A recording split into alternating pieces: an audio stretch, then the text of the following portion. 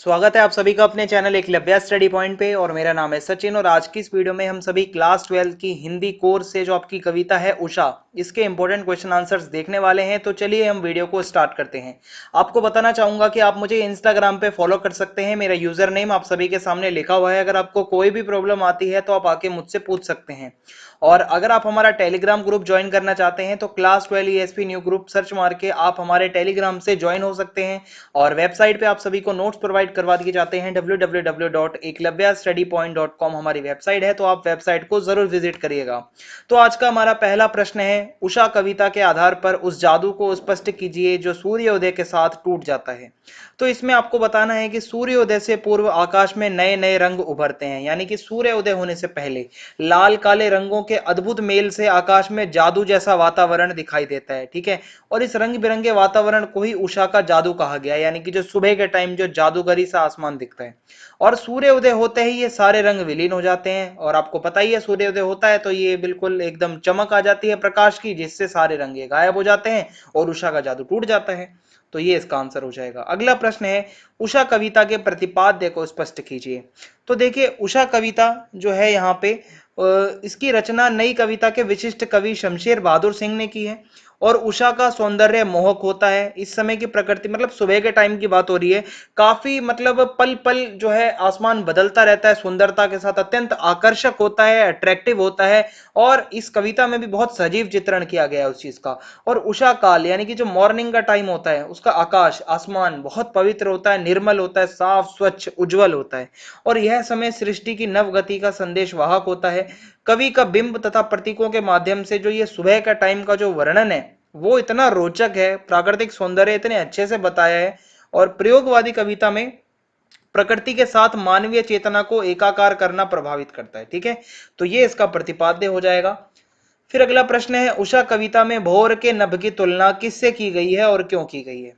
तो देखिए, उषा कविता में भोर के नभ की तुलना राख से लिपे हुए चौके, नीले शंख, लाल केसर से युक्त काली सिल तथा लाल खड़िया या चौक से लिप्त स्लेट, मतलब ये मतलब इनसे की गई है। ओके, और क्योंकि कवि ने इन उपमानों के माध्यम से अंधकार के समाप्त होने तथा प्रकृति में प्रतिपल आ रहे परिवर्तनों को रेखांकन करने का प्रयास किया है। यहाँ सवेरे अपने अपने कार्यों में लगे ग्रामीण वर्ग तथा जनजीवन की गतिशीलता को स्पष्ट करने वाला प्रतिमान है, काफी अच्छे से दिखाया गया है। और यहाँ स्थिरता का नामो निशान नहीं है, यानी कि लोग कुछ ना कुछ करते रहते हैं, गतिशीलता है यहाँ पे। ठीक है, और गतिशीलता इस अर्थ में भी है कि तीनों शब्द चित्र स्थिर ना होकर किसी न किसी क्रिया के अभी समाप्त होने के सूचक हैं।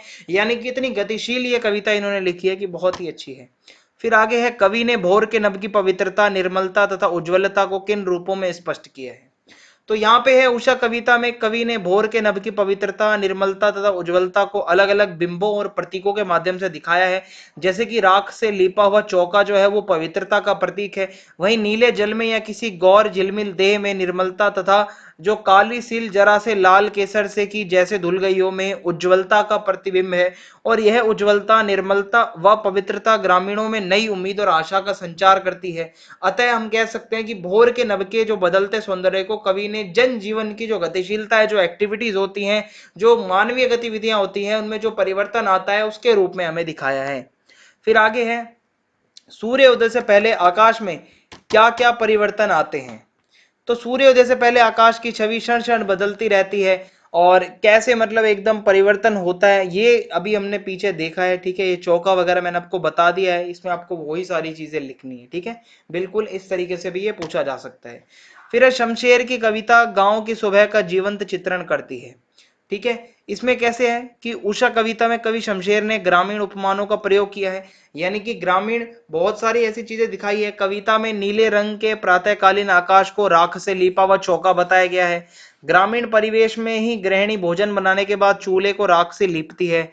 ठीक है, और दूसरा बिंब काले सिल का है। काली सिल अर्थात पत्थर के काले टुकड़े पर केसर पीसने का काम भी महिलाएं करती हैं। वहीं तीसरे बिंब की बात करें तो काले स्लेट पर लाल खड़िया चौक मलने की क्रिया नन्हे ग्रामीण बालकों द्वारा की जाती है। और ये सारी जो बिंबात्मक चेतना में गतिशील मतलब शब्द चित्र ऐसे हैं कि आपको देखने को लगेगा कि बहुत ज्यादा गतिशीलता है इसके अंदर, कैसे ग्रामीण जनजीवन को दिखाया है इस कविता के अंदर, ये सब है। तो उसके बाद नेक्स्ट क्वेश्चन है हमारा, अगर आप आगे बढ़ते हैं तो यहाँ पे आपको नजर आएगा कि किस तरीके से जो सूर्योदय वाला अगर आपने प्रश्न देखा हो तो ये सारी चीजें जो थी बार बार लगभग रिपीट हो रही हैं। ठीक है, सूर्योदय वाले में भी शमशेर की कविता गांव की सुबह का जीवंत चित्रण करती है, इसमें भी आपको ज्यादातर वही चीजों को बताना है। तो आई होप आपको वीडियो पसंद आई होगी, चैनल को सब्सक्राइब करना ना भूलें, ज्यादा से ज्यादा वीडियो को शेयर कर दें और कमेंट करके जरूर बताएं वीडियो आपको कैसी लगी। जय हिंद, जय भारत, बहुत बहुत धन्यवाद आप सभी।